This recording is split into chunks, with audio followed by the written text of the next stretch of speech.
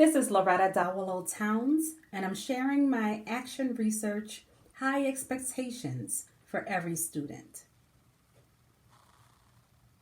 It's now year 6, and at this point in my teaching career, I'd like to focus on how I can communicate the value of high expectations with my students while formulating meaningful relationships with them at the same time.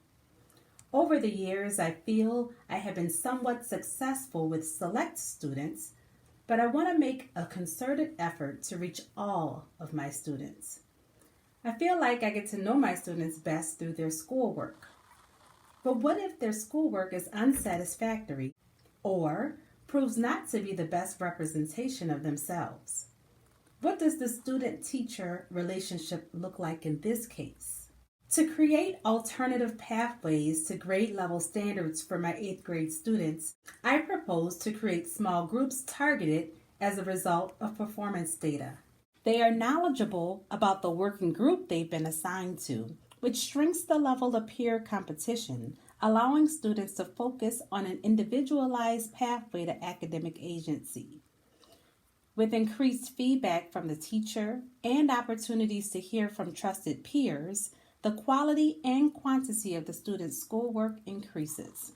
Moreover, each student has the ability to track growth over a period of time using a metric that they can understand and implement. From my initial readings, I've discovered that successful grouping and classroom culture may include structured interventions leading to increased engagement and interactions with peers, students being aware of expectations as well as learning gaps promotes the student's responsibility for their own learning, and a student's perception of support quality by the teacher determines the quality of independent work time in the classroom. I had 2 main questions. I wanted to know what types of teacher supports foster student engagement in the classroom? And how can students develop a sense of responsibility for their own academic progress? I divided my data into 2 main categories: peer groups and teacher support. Each peer group consists of 5 8th grade students from 5 different language arts classrooms who've consistently had low scores in the previous unit but are not receiving any educational services to address their academic needs. The data I collected over a 4-week English language arts unit included 3 primary pieces of data: daily work assessments, a Likert scale style self-assessment, exit tickets, which included a prompt connected to the lesson objective, and weekly reflections with contingent support, which is responsive to the student's level of understanding. This data was received collectively in a large group class setting. However, data from targeted students was evaluated. Additionally, responsive teacher supports such as feedback,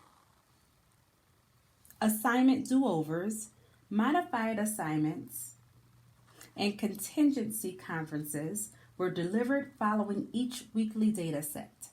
In a contingency conference, I reviewed the students' weekly reflection, input from their peers, as well as the daily work rubrics and exit tickets collected from the week before to inform short-term instruction and support. Overall, I concluded that the targeted peer groups responded differently to the varying supports put in place, creating unique learner profiles collectively as a group and as individual learners. According to the data, 3 out of 5 classes benefited more from peer support. In contrast, 2 classes favored the teacher support.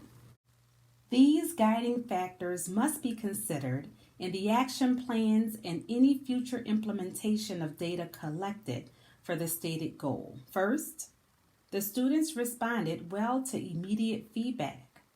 Secondly, students embraced having a role in tracking their own growth and progress. Lastly, there was noticeable improvement in engagement.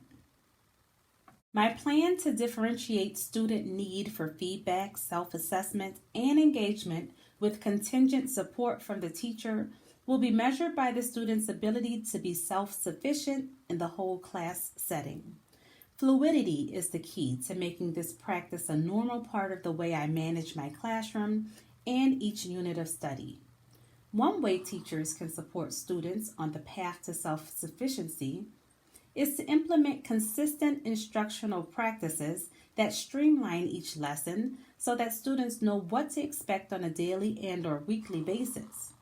These practices would include intentional lesson planning, clear directions and explanations of each task and assignment, and timely feedback. Now, I am able to sustain a classroom environment that is fluid, responsive, and fosters a learning environment that prioritizes growth for every student. My research showed that targeted peer groups complemented by quality teacher supports can foster an environment of high expectations so essential to the learning process at the middle level. I welcome additional research, input, and practice to improve contingency conferencing. If done with consistency and fidelity, I believe it can optimize the system of differentiation strategies taking place in classrooms and actualize the growth mindset required of students for continuous self-improvement. Self-sufficiency comes by way of empowerment. As Margaret Mead says, children must be taught how to think, not what to think. And they are so worth it.